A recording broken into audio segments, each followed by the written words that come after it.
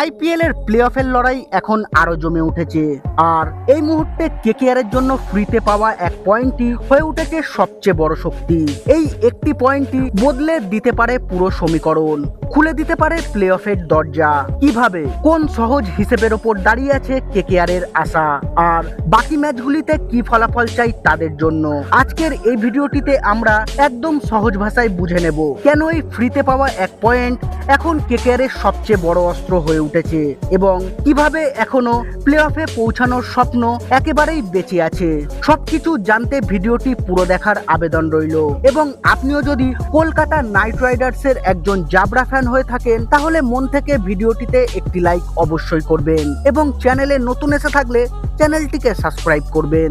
IPL 2026-এ টানা 3টি জয়ের পর আবারও প্লে অফের দৌড়ে ফিরে এসেছে কলকাতার নাইট রাইডার্স। রবিবার আজিঙ্কে রাহানের নেতৃত্বে কেকেআর হারালো সানরাইজার্স হায়দ্রাবাদকে রাজীব গান্ধী আন্তর্জাতিক ক্রিকেট স্টেডিয়ামে খেলা এই ম্যাচে হায়দ্রাবাদ প্রথমে ব্যাট করে 165 রানে অল আউট হয়ে যায়। জবাবে কলকাতা 19তম ওভারে 3টি উইকেট হারিয়ে লক্ষ্য তাড়া করে জয় পায়। এই জয় কলকাতার জন্য নতুন আশার আলো নিয়ে এসেছে।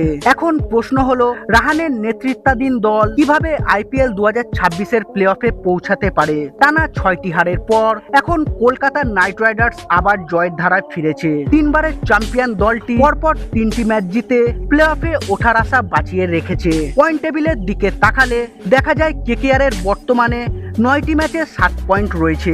মজার বিষয় হলো তাদের ঝুলিতে থাকা সেই অতিরিক্ত 1 পয়েন্ট অন্য দলগুলোর জন্য বড় সমস্যার কারণ হতে পারে। কেকেআর এই মরশুমে এখনো পর্যন্ত 9টি ম্যাচ খেলেছে, এর মধ্যে 5টিতে তারা হেরেছে আর 3টিতে জয় পেয়েছে।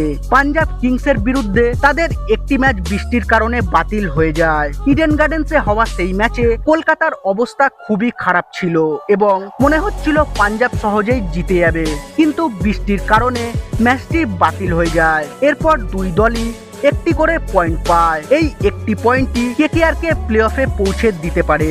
আসলে কেকেআর এর এখনো আরো 5টি ম্যাচ বাকি রয়েছে।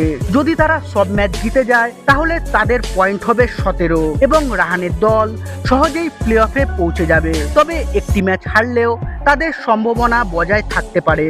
4টি জয় পেলে তাদের পয়েন্ট হবে 15। যদি কোনো দল 14 পয়েন্টে শেষ করে তাহলে সেই ক্ষেত্রে কেকেআর অতিরিক্ত 1 পয়েন্টের সুবিধা পাবে।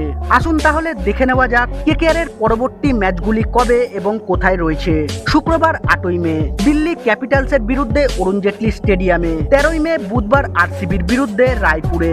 এরপর কেকেআর খেলবে 16ই মে শনিবার গুজরাটের বিরুদ্ধে তাদের ঘরের মাঠে ইডেন গার্ডেন্সে। 20 মে বুধবার মুম্বাই ইন্ডিয়ান্সের বিরুদ্ধে ইডেন গার্ডেন্সে এবং শেষ ম্যাচটি খেলবে রবিবার 24 মে দিল্লি ক্যাপিটালসের বিরুদ্ধে ঘরের মাঠ ইডেন গার্ডেন্সে।